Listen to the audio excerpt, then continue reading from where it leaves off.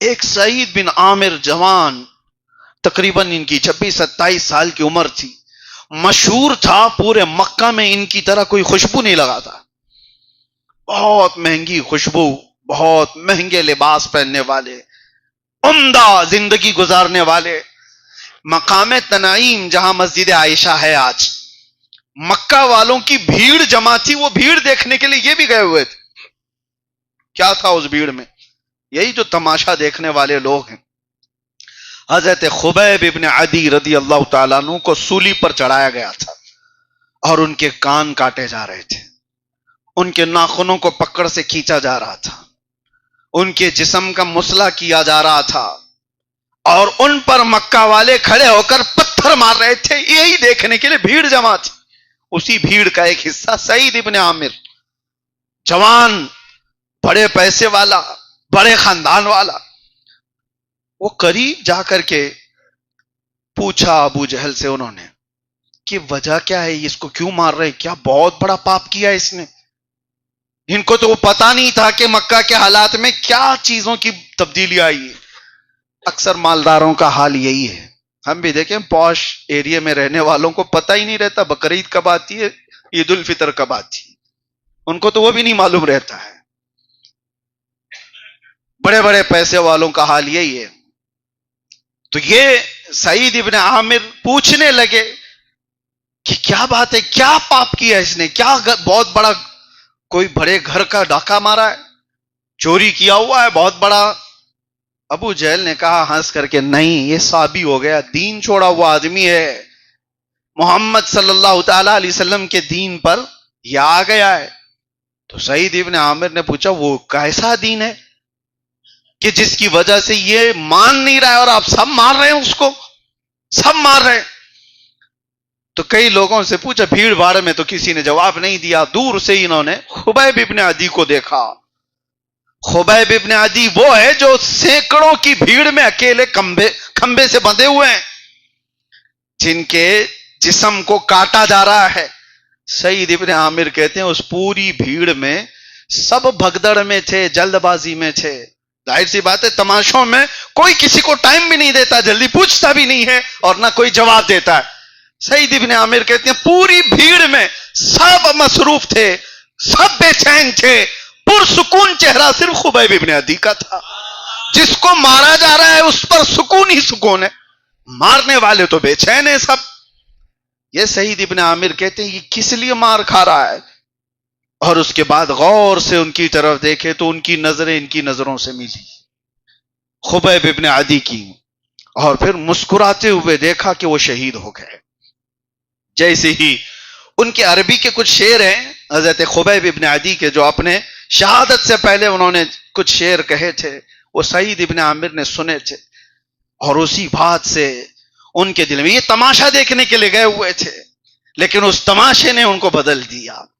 وہ آئے گھر اور دن بھر یہی سوچتے رہے کہ آخر ان کو مارا کیوں گیا۔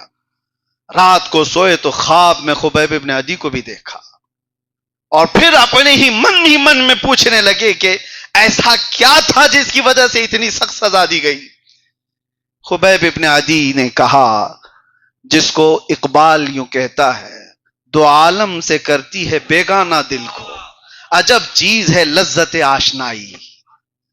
دنیا کیا کہہ رہی ہے اس سے بے فکر ہو جاتا ہے وہ بندہ جس کو محبت مصطفیٰ کی لذت ملتی ہے۔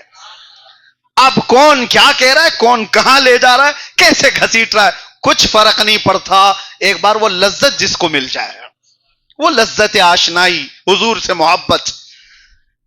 خبیب ابن عدی کی یہ بات پر سعید ابن عامر صبح بیدار ہوئے اور اس کے بعد کہا مجھے جلدی سے اس حبیب کے پاس لے چلو۔ نبی اکرم صلی اللہ تعالی علیہ وسلم کے دربار میں آئے اور کلمہ پڑھا، داخل اسلام ہوئے۔ تماشا دیکھنے کے لیے گئے تھے اور خود ایک بہت بڑے مالدار۔ اب سنیے، زندگی بدلتی چلی گئی، اور پھر حضور کے زمانے کے بعد صدیق اکبر کا زمانہ، فاروق اعظم کا زمانہ، جب ان کی عمر 40 کے قریب آس پاس تھی، 35-40، ابھی جوانی پوری شباب پر ہی رہی، اس وقت ان کو ملک شام میں کسی علاقے کا گورنر بنایا گیا تھا۔ سعید ابن عامر کو گورنر بنایا گیا۔ گورنر بنانے کے 6 مہینے کے بعد ہی علاقے کے لوگوں نے شکایت کی امیر المومنین عمر ابن خطاب سے، وقت کے گورنر کی، وہاں کے گورنر کی شکایتیں آئی. وہ شکایتیں بھی سننے کے قابل ہیں. ایسی شکایتیں آئی سعید ابن عامر کے بارے میں. حضرت عمر فاروق بہت ان سے محبت بھی کرتے تھے. کہا آپ نے جس کو گورنر بنایا ہے وہ تو ایسا ہے کہ جب ہمارے معاملات ہوتے ہیں تو 8 دن میں ایک بار غائب ہو جاتا ہے، کسی کو پتہ بھی نہیں رہتا، چھٹی کر جاتا ہے، پتہ ہی نہیں چلتا. اور اس کے بعد دن میں اتنا حصہ یہ ہمارے معاملات سنتا ہے، رات کو اگر کچھ بھی مسئلہ ہو تو یہ دیکھتا ہی نہیں ہے، سنتا ہی نہیں ہے، کچھ بھی نہیں. یہ شکایتیں تھی، کیونکہ پبلک ڈیمانڈ تو یہی ہے 24 گھنٹے ہونا چاہیے.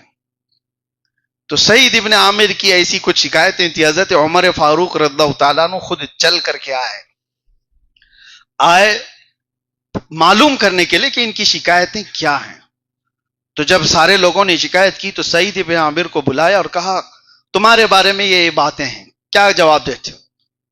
وہ سر جھکائے اور کہا پہلی بات تو یہ ہے دن میں میں ان کے معاملات سنتا ہوں، پوری رات میں اللہ کی بارگاہ میں کھڑا رہتا ہوں، میرے پاس دوسرا وقت نہیں، اور میں اپنے رب کے حضور جب کھڑا ہوتا ہوں تو انسانوں سے بے تعلق ہو جاتا ہوں. دوسری بات تم 8 دن میں ایک بار غائب ہو جاتے ہو.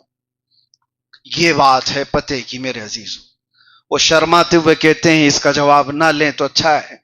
کہا نہیں جواب تو دو اس کا. سعید ابن عامر کہتے ہیں یا امیر المومنین میرے پاس صرف ایک جوڑا لباس ہے، 6 دن تک پہنتا ہوں، 7ویں دن نکال کر کے دھوتا ہوں تو میرا سطر پورا نہیں ڈھکتا. جب لباس دھل کر کے سکھ جاتا ہے تب میں پھر پہن لیتا ہوں. میرے پاس ایک لباس کے علاوہ کچھ نہیں ہے. لوگوں کی آنکھوں میں اتنے آنسو تھے کہ سب ٹپکنے لگ گئے کہ عمر ابن خطاب نے کہا کہ تم جانتے ہو جس سعید ابن عامر کی یہ حالت آج تم دیکھ رہے ہو، میں نے مکہ میں اس کی جوانی بھی دیکھی ہے، مکہ میں اس کی جوانی دیکھی ہے. ارے یہ جس راستے سے چلتے لوگ کہتے یہاں سے سعید ابن عامر گیا ہے، یہ حالات تھے ان کے. اور مصطفیٰ کریم صلی اللہ علیہ وسلم کی صحبت نے ایسا بدل دیا. تماشے کہاں ہیں، بے حیائیاں کہاں ہیں، وہ دنیا کہاں ہے، سب کچھ ختم ہو گئی، وار دی. اگر آپ کو مفتی سلمان اظہری صاحب کا بیان پسند آیا ہو تو ہمارے چینل کو لائک، شیئر اور سبسکرائب کرنا نہ بھولیں. اللہ حافظ. اللہ اکبر، اللہ اکبر. کتنا درد بھرا بیان تھا مفتی سلمان اظہری صاحب کا. آپ نے سنا مفتی سلمان اظہری صاحب نے اس بیان میں ایمان تازہ کر دیا. کس طرح سے ظلم کیا گیا حضور آقا علیہ السلام کے عاشقوں پر، بے انتہائی ظلم کیا گیا. اللہ رب العزت ہم سب کو بھی حضور آقا علیہ السلام کے بتائے ہوئے راستے پر چلنے کی توفیق عطا فرمائے. آمین.